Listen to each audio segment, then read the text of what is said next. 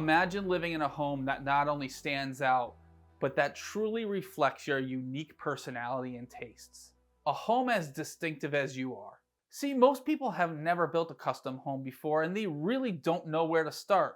So what do? They go to online or they go on Instagram or Pinterest and they search for images that they like and then they save them, creating a backlog of these inspirational photos. But the problem is that by simply copying what others have done, you are not creating something that is truly unique to you. I'm Chris Novelli with N3 Architecture, and I specialize in designing custom, bespoke homes for people who just cannot relate to living in a house that looks the same as everyone else's. I understand the frustrations of wanting something unique, but finding that so many homes look the same.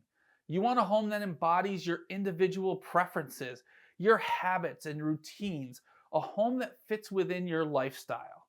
And the key to achieving this lies in a collaborative and personalized design process. So keep all those inspirational images that you've saved. We're going to use them later to guide decisions. But to start off, we are going to analyze the physical site where your home will be built, and we'll go deep into your family's daily, weekly, and yearly routines.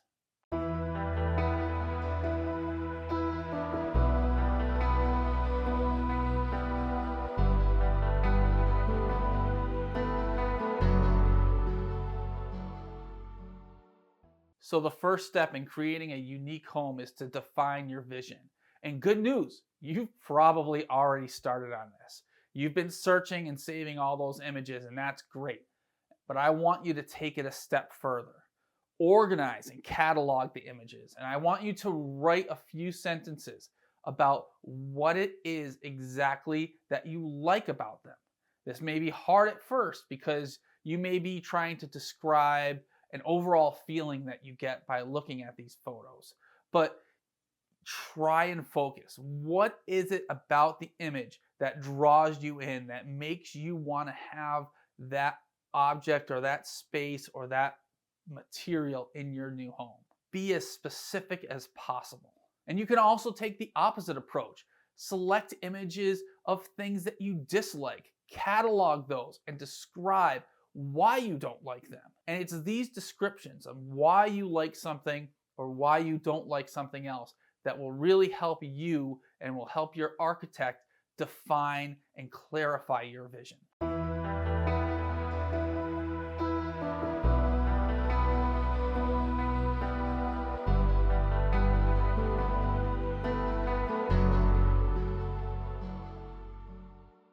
So the second step in creating a unique home is for your architect to complete a detailed site analysis of your property.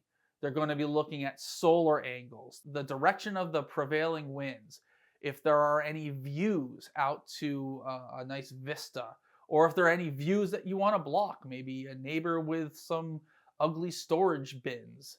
They're going to be looking at how you intend on using the property both now and into the future. They're going to be looking at where are the constraints and where are the opportunities. No two properties are the same. And by studying the unique qualities of the site and then designing around those qualities, you will be on your way to achieving something one of a kind.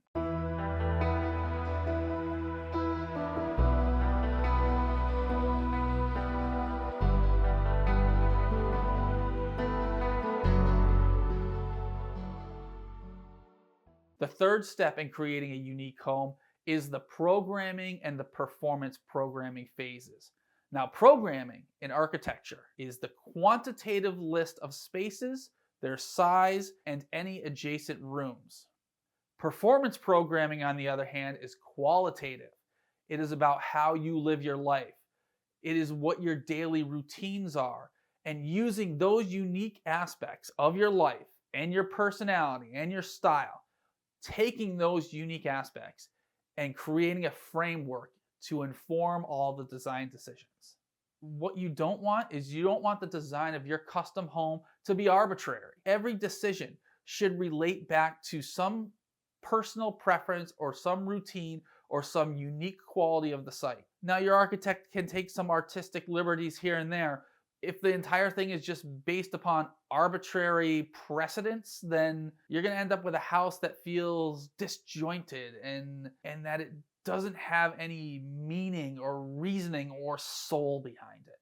So an easy to understand example of performance programming is, let's take a couple, right? One of them likes to wake up really early, make a cup of coffee and catch up on the news, while the other prefers to sleep in and wants quiet and darkness in the bedroom so that they can sleep and rest.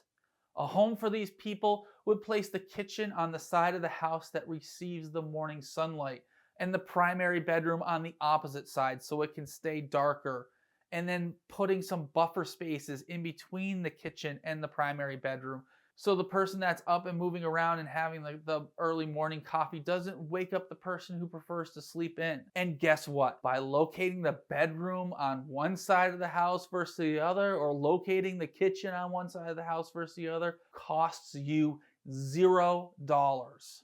But it does start to set up a home that is unique to you. Now take that thought and extend it into every moment of your life. Your weekday mornings versus your weekend mornings, summer versus winter, what you do when you first come home from work, how you cook and eat your meals, what you like to do in the evenings. I have a very long, intensive questionnaire that I have my clients fill out early on working together that gets deep into how they live. The answers to these questions are then used to create this conceptual framework, which we will design within. So just by integrating these first few steps into designing your custom home, you are going to create something that is unique to your physical site and something that is unique to the way that you and your family live. And it has automatically set you on the path of creating something that is one of a kind.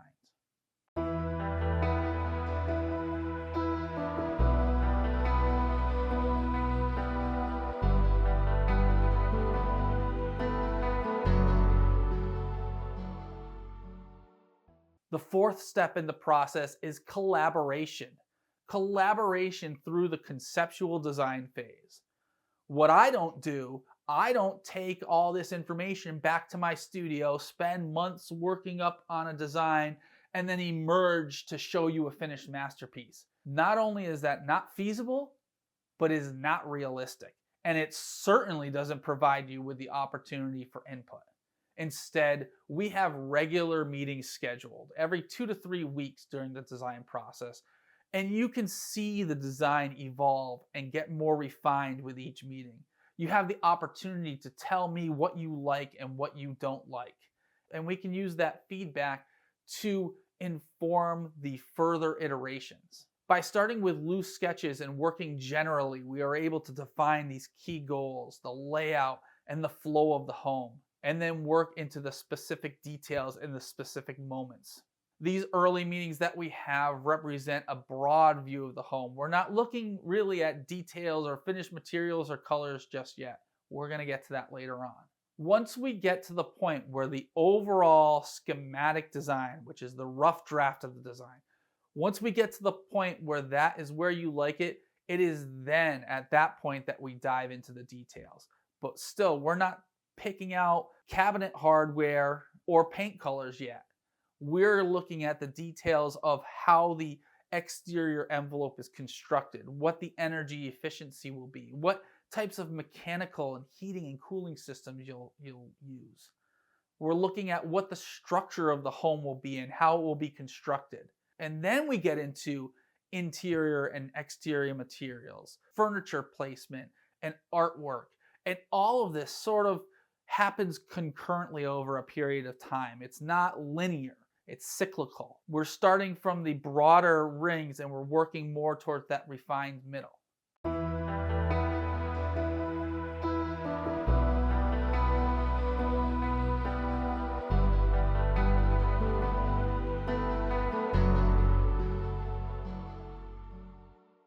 Then the next thing that you have to do is to embrace craftsmanship and hiring a quality contractor.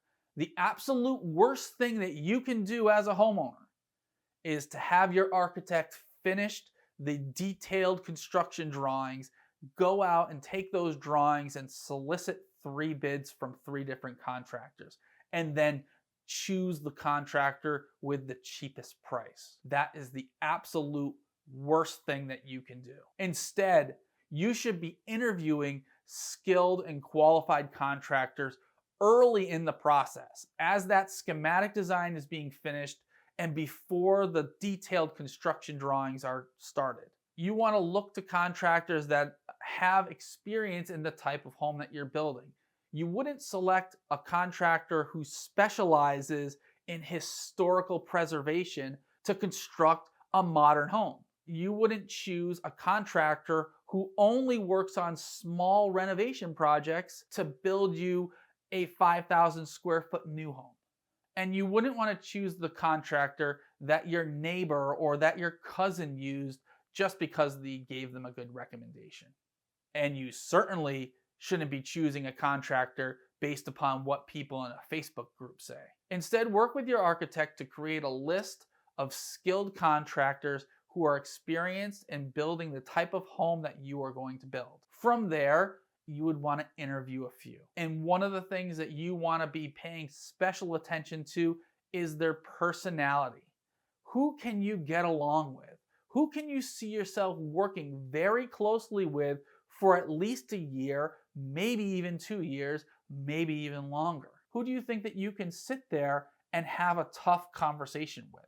Who is going to be open to collaboration and figuring out problems and working with you rather than talking down to you and saying that this is the way that they've done it for the past 30 years? Once you've selected a contractor, have them involved in the pre-construction services, even if it costs you a little bit more money out of pocket. You want them to have input and buy-in on the design and to have a full understanding of the goals. They'll also be able to work with your architect and the other team members, such as the landscape architect or interior designer, and to provide options and suggestions on how to achieve the desired results. The other thing that they'll be able to do is they'll be able to provide you with updated budget pricing as you move through the construction drawing phase and making the final selections. All of this is going to result in a smoother construction phase for you.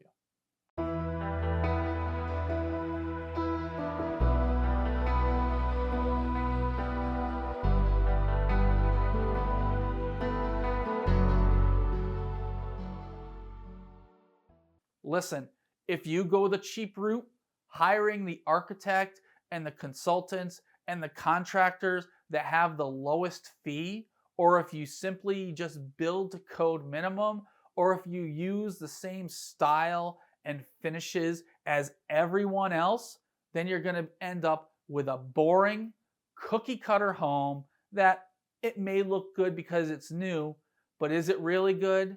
Does it really reflect who you are? Do you really feel comfortable inside of it? Do you want something that's unique and high quality? Then follow the steps outlined here.